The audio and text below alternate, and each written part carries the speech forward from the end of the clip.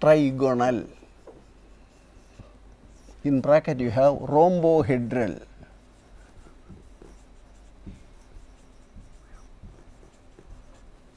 Rhombohedral. Okay. Okay, the best starting point can be a cube. You take a cube, or at least I would like to view it as a cube distorted in a particular way, because you are quite at home in the world of cubes. That is the last system, namely cubic system, number 7 in our hierarchy. Yes, this is a cube.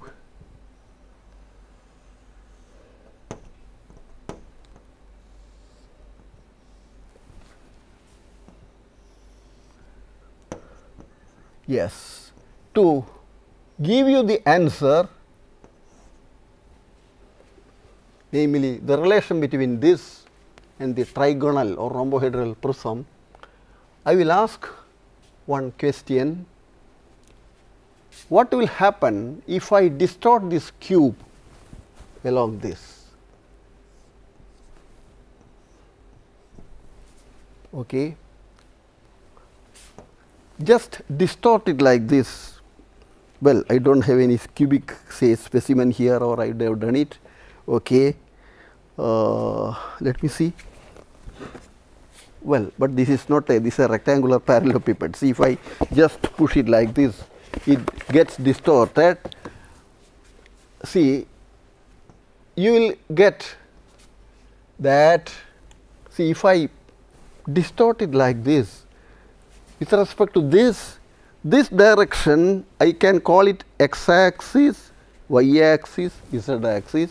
If I distort it along the z direction, it is impartial to x and y. So, I will write A equal to B, not equal to C, okay, because this is C.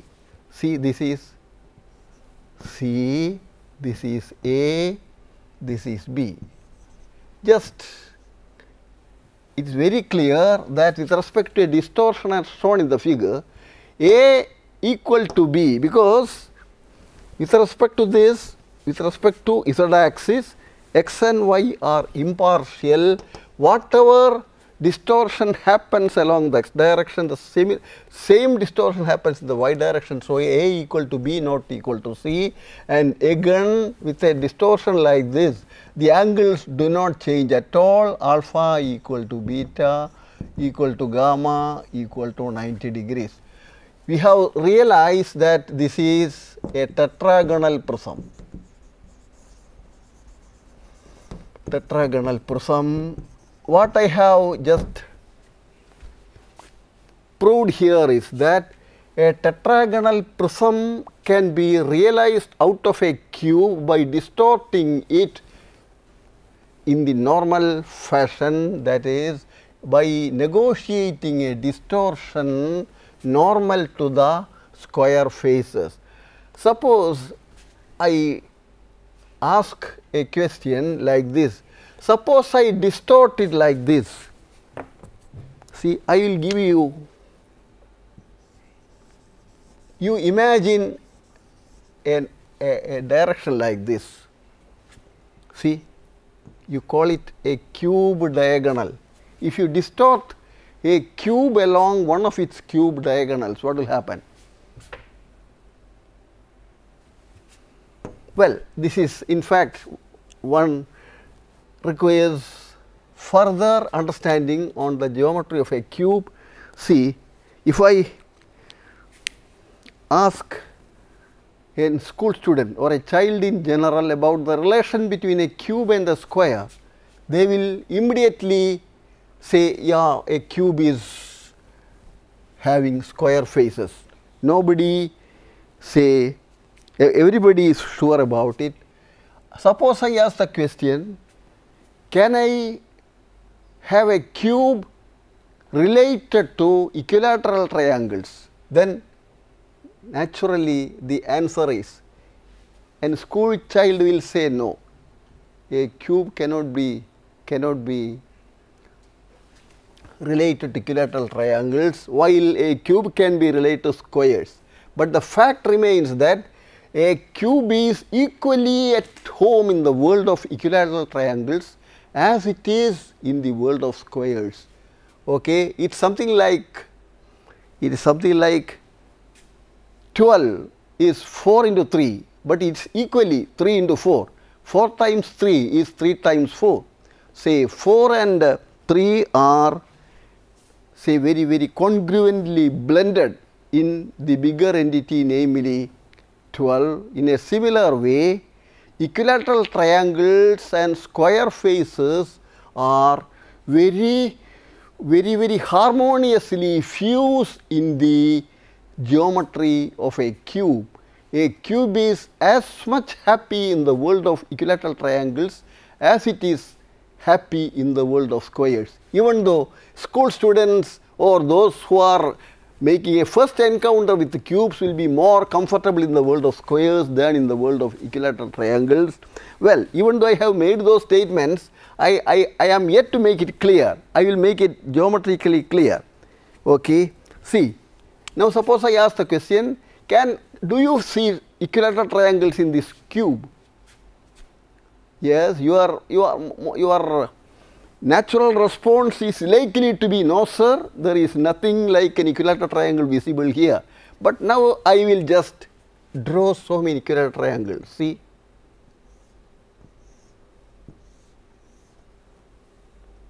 this continues until I reach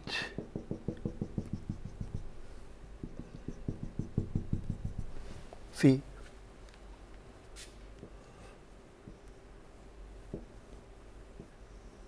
I have drawn a series of equilateral triangles, and now okay, apparently it is unbelievable, but actually it is very clear that a cube entertains equilateral triangles as it entertains squares. This can be further explained by drawing an entirely different figure, which I will show here.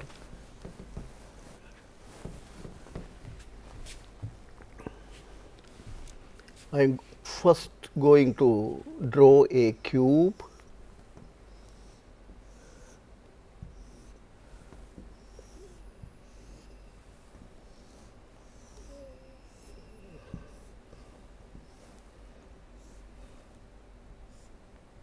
Yes, I have drawn a cube. Take the centers of the 6 faces.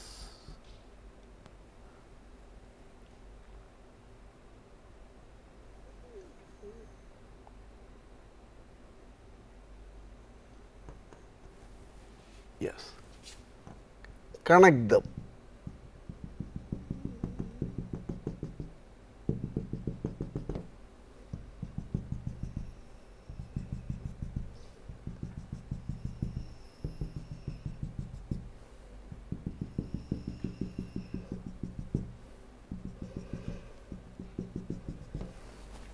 And now look at this figure. See, the dotted figure is perhaps as famous as the cube. It is called an octahedron because it is bounded by 8 equilateral triangles. Can't you identify the 8 equilateral triangles? Suppose I write A, B, C, D, E, F. EAB, EBC, ECD, EDA, FAB, FBC, FCD, FDA. 8 equilateral triangles. They make a regular 3-dimensional figure called octahedron. In fact, I have inscribed an octahedron inside a cube here. Octahedron meaning is quite clear. Octa means 8. In Sanskrit you call it ashta, 8. Okay, octa stands for 8. So, this is a figure which is bounded by polyhedron, which is bounded by 8 say planes, each in the form of an equilateral triangle, octahedron. Okay. So, I have inscribed octahedron, that is octahedron inscribed inside a cube. In fact, this figure is very popular, one of the most popular figures in solid state physics, because it can communicates to you so much about symmetry. Apparently disparate figures like an equilateral triangle and a square, they are very harmoniously fused inside a cube like this. See, look at the surfaces of the cube, 6 square faces, top face, bottom face, left face, right face, front face and the rear face, each in the form of a square, 6 squares, something like 6 into 4. Okay. Then look at the dotted figure, octahedron, 8 equilateral triangles, each equilateral triangle has 3 sides. So, 8 into 3 is 6 into 4, something like that. See, this in a very subtle way it communicates that number theory is reborn in geometry like this. A cube and octahedron are say complementary figures which display cubic symmetry in say complementary fashion. Okay. In the case of a cube, the square faces are more spectacular. The so called in the case of the octahedron, the equilateral triangular faces are more spectacular. When the square faces are spectacular, then the triangles are subdued, they keep a low profile. Okay. While when the equilateral triangles are more spectacular, the squares become subdued. They are really mutually say complementary to each other. Okay, I think we are fully poised now to discuss this trigonal or rhombohedral say rhombohedral so called system, which could be viewed as a distorted form of a cube. As we have seen, a cube when it is distorted perpendicular to the square face as is shown in the first figure, it just develops, it becomes a tetragonal prism. Say, if it is perpendicular, if the distortion is perpendicular to a square face, usually we call this one, this sort of axis is called fourfold axis. In technical jargon you call it C4, that is, if you rotate a square through 90 degrees about an axis perpendicular to the plane of the figure, plane of the square. Okay, the square is transformed in itself, and when it is 4 times repeated, you are back home. So, this is called C4. C4 is called fourfold axis, that is rotational symmetry with respect to rotation through 90 degrees. Okay. While equilateral triangle is called say is associated with threefold axis. In technical jargon you call it C3. Okay. C3, that is, if you rotate through 120 degrees, 3 times that performed makes it a full circle. So, C3 amounts to, or it denotes rotation through 120 degrees. Now, evidently there are 4 diagonals, body diagonals for a cube. One of them is shown here by the red line. if you rotate through any of these body diagonals, okay, then say you are set to rotate it along a threefold axis. If you distort a cube along a fourfold axis, you will develop a figure with a unique fourfold axis, that is called the tetragonal prism. If you distort a cube along a threefold axis, you will end up with a figure with a unique threefold axis, okay, that is trigonal. Okay. So, that is tri stands for 3, okay, tetra stands for 4. Now, the only question is, how come you have this word rhombohedron, as if rhombus has something some role to play here? Yes, I will address that question now.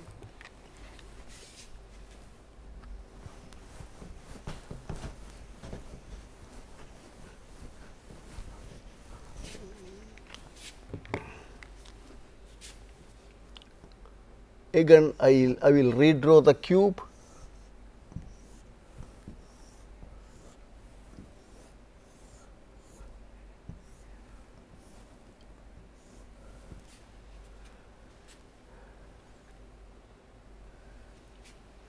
See, suppose I distort the cube along this body diagonal. See, I think to everybody it is quite clear that the dotted line is a body diagonal of the cube. Okay. If you distort it, what will happen? Say each of these squares, each of these squares becomes a rhombus. It is something like a square when it is distorted like this. See, it becomes like this, something like this.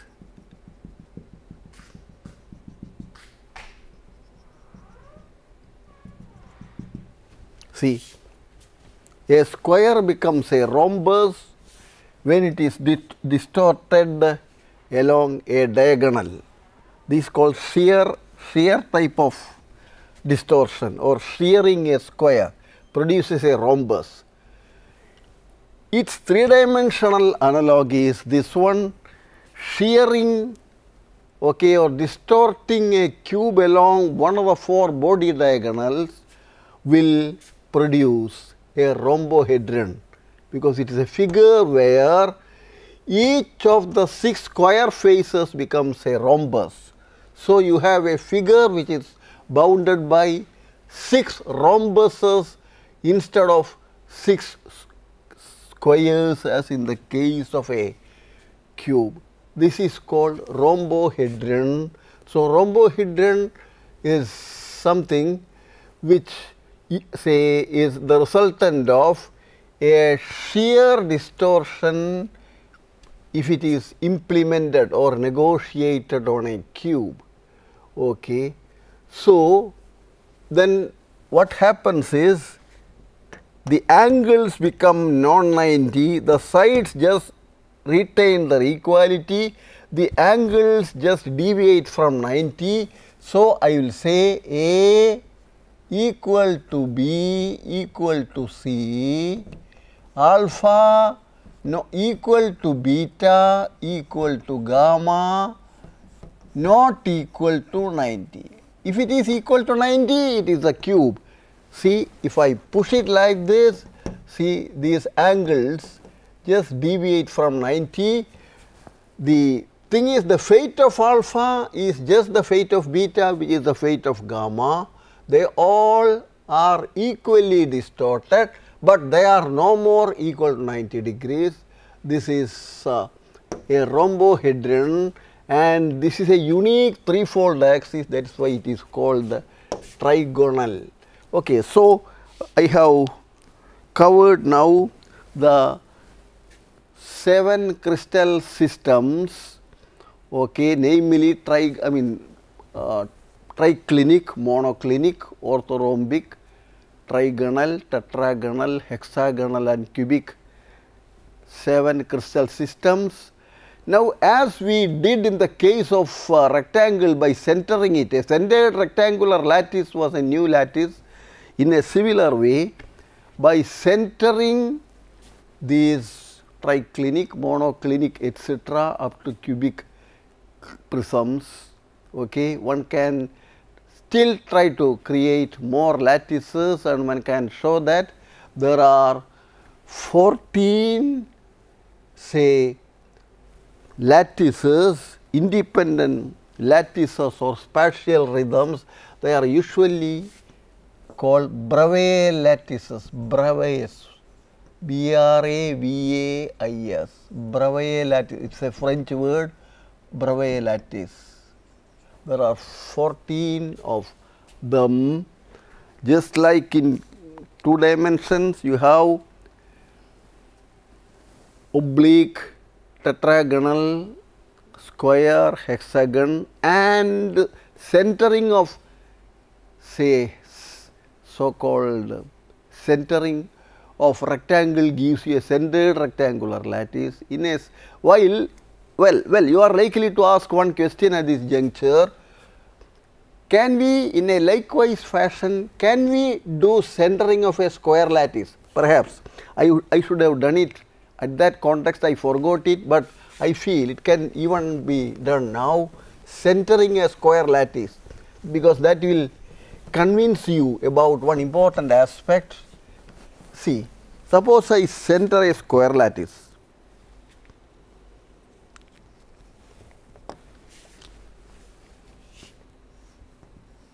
See, this is a square lattice.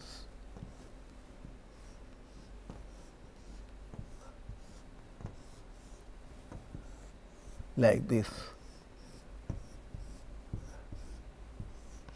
You center a square lattice.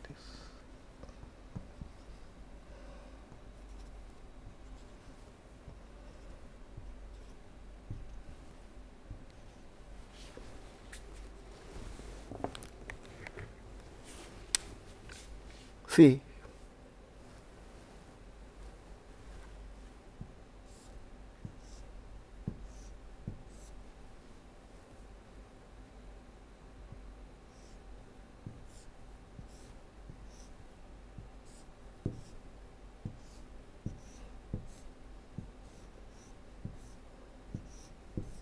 like this.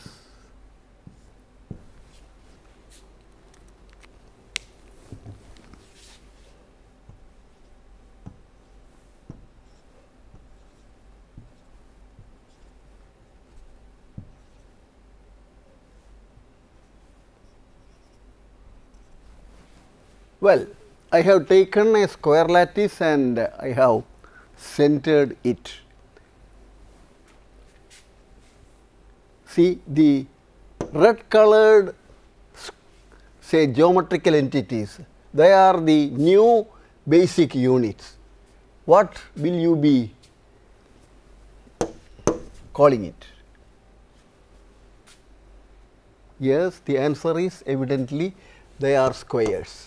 See, the newly drawn red colored geometrical figures, they are nothing but squares. So, you have started with a square lattice, you have centered it. The end result is another square lattice. So, this just means centering a square lattice does not giving you anything new, it just gives you nothing new. While say centering a rectangular lattice, as we have seen earlier, gives you something new, it gives you say a lattice with a new unit called rhombus. So, this clearly settles that question. It is no use centering a square lattice, but it is useful to center a rectangular lattice. A rectangular lattice on centering will give you something new. A square lattice on centering won't give you anything new. So, just you can forget it. Okay. In a similar way, because at that context, when we were doing two-dimensional lattice, I forgot to mention this aspect, but that is relevant in the case of three-dimensional lattice. Say you take the 7 crystal systems, triclinic, monoclinic, orthorhombic, trigonal, tetragonal, hexagonal, cubic. You try to center, okay, these things. As it happened in the case of the two-dimensional lattices, centering on some of these things will give you something new, while on others nothing will be given, nothing new will be emerging. So, you can just forget, and that is a method, general method. In fact, actual centering can be quite tedious in some of the lattices, which I will not do here, but suffice it to say that, because this business of centering, the 7 crystal systems will give you ultimately 14 different type of spatial rhythms. They are the 14 Bravais lattices, which I will try to enumerate now.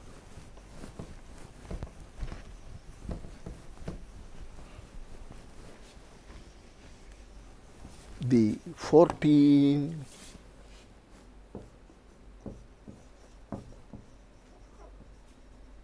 Bravais, Bravais lattice, it is a French word. 14 Bravais lattices. You can understand it like this: in popular parlance, the 14 spatial rhythms, because one should particularly use spatial rhythms, because usually it so happens that when I say rhythm, I mean a time rhythm, as we do in music, as I told you in the very beginning. So, in fact, spatial rhythms are more complicated than time rhythms, because space is 3-dimensional, time is 1-dimensional. So, to that extent spatial rhythms are more complicated. The important thing is that spatial rhythms make their presence acutely felt in the case of crystalline solids. In solid state physics, the solid state physics is the story of atoms and molecules which are accommodated satisfying spatial rhythms. One can either say physics is so much simplified by having these spatial rhythms, or one can as well say physics becomes very much complicated because of the spatial rhythms. It depends on how you look at that problem. Okay. So, had it not been for these spatial rhythms, solid state physics is nothing but atomic or molecular physics. The new essential new grammar of crystalline physics or solid state physics is due to the fact that atoms or molecules are accommodated in definite spatial rhythms. That word is, I tell you, it is quite unofficial, but it is very communicative. Okay. The official word is lattice. Lattice means spatial rhythm, okay, or something which repeats in space with a rhythm. Okay, that is, say, lattice. Consolidating the things which so far we have been doing, I will say that crystals are, even though they are macroscopic, they retain microscopic purity because of the fact that in crystals atoms or molecules repeat with a spatial rhythm. It is this spatial rhythm which makes crystalline physics in its own right very attractive, and what we have been discussing so far is the different type of spatial rhythms, okay, or symmetries, crystalline symmetries. They can be, one can uniquely show that, I mean, there are 14 unique type of spatial rhythms, usually called Bravais lattices. They can be accommodated in 7 crystal systems. The 7 crystal systems are, as we have seen, triclinic, monoclinic, orthorhombic, then trigonal, tetragonal, hexagonal and cubic. Okay. Now, in these spatial rhythms, our next task is to build up crystalline materials by accommodating bases, which is in the form of either atoms or molecules. You accommodate atoms or molecules in the at the different lattice sites associated with the lattice, and then you will get the crystal. Okay, and our next concern will be to develop the physics of these crystalline materials. Okay then.